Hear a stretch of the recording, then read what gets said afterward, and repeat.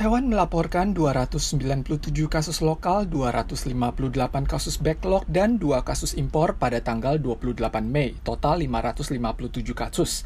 Kota New Taipei masih mengalami kasus terbanyak, yakni 136 kasus. Taipei berada di posisi kedua dengan 94 kasus, Taoyuan 21 kasus, Taichung 10 kasus, dan Hualien 10 kasus. Jumlah kasus meninggal juga bertambah 19 buah, mencatat angka kematian per hari tertinggi selama ini, di antaranya yang paling muda berusia 30-an tahun. Wali Kota Taipei Ke Wen-je memutuskan bahwa pasien dengan hasil rapid test positif sebaiknya dianggap sama dengan pasien PCR positif dan dipercepat pemeriksaannya agar mereka dapat segera dimasukkan dalam daftar. Taipei telah bersiaga melakukan latihan simulasi langkah pengendalian kewaspadaan level 4. Wakil Komandan CCC merasa bahwa latihan ini sama dengan yang dilakukan oleh pemerintah pusat saat ini. 地方政府对于各种不同的管制的阶段去做预先的演练跟推演，就好像我们每一年对于灾害的这个防治一样。 Wali Kota New Taipei melakukan inspeksi di Zhonghe pagi ini dan mengumumkan peluncuran rencana kepedulian sosial serta menjatuhkan denda sebesar 1,02 juta dolar Taiwan kepada pengusaha lapangan golf di Tanshui yang tetap beroperasi dan mengabaikan instruksi. Taoyuan menjadi lokasi ketiga terparah dengan kasus sebanyak 305 buah. 4 pasar malam telah ditutup hingga tanggal 14 Juni. Mekanisme pendataan terpadu wajib dilakukan oleh warga yang menggunakan sarana umum. Paket pertama vaksin Moderna tiba di Taiwan tanggal 28 sore, paling cepat akan dibuka dalam 2 minggu setelah lolos pemeriksaan. Pemeriksaan segel akan dilakukan setelah prosedur bea cukai. Vaksin Moderna dan Pfizer merupakan tipe vaksin mRNA tingkat perlindungannya mencapai 90% dan masa berlakunya hingga November. 大家都知道，我们这个 Moderna 我们的合约大概是有505万剂，那接下来还是会陆陆续续的来到。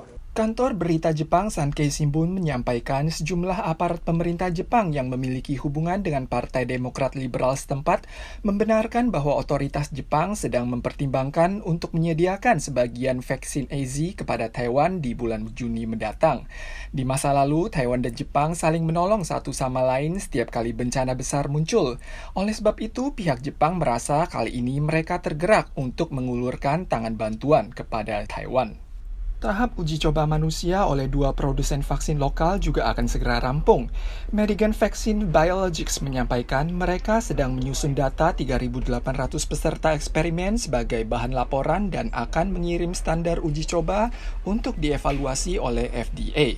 Setelah lolos tahap wewenang penggunaan darurat akhir Juni mendatang, vaksin bisa mulai disuntikan pada awal Juli. Sementara itu, United Biomedical menyampaikan akan menyerahkan laporan pada bulan Juni dan menyediakan vaksin pada pertengahan bulan Juli. PM Su Tseng-chang menyampaikan rencana anggaran stimulasi perekonomian sebesar 630 miliar dolar Taiwan. Bila Yuan Legislatif dapat meloloskan RUU tanggal 31, dana ini dapat didistribusikan tanggal 4 Juni. 我们的社会不容许有哪一个人因为断了炊，他自己孤独在家里，最后没有任何人照顾。 Rumah tangga berpenghasilan rendah akan mendapat tambahan 4.500 dolar Taiwan, wirausahawan 30.000 dolar Taiwan, petani nelayan 10.000 dolar Taiwan, pemandu pemimpin wisata, sopir taksi dan bus 30.000 dolar Taiwan. Subsidi sektor yang mengalami dampak juga akan dilonggarkan mencapai 20.000 dolar Taiwan per bulan. Dana kredit pekerja sebesar 10.000 dolar Taiwan dilanjutkan dan dapat diajukan oleh 500.000 pekerja. 而省去这种行政作业的时间。 可以直接来帮助这个企业他们有员工的薪资要负担，那政府来帮一点忙，那这个金额就直接用最高的2万块。 Yuan Eksekutif menggelar rapat tanggal 28 untuk membahas pemberian subsidi sekali bayar kepada keluarga yang memiliki anak SD dan siswa SMP SMA di SLB. Direncanakan setiap orang berhak mendapatkan dana 10.000 dolar Taiwan dan dana ini berlaku bagi 2,5 juta orang.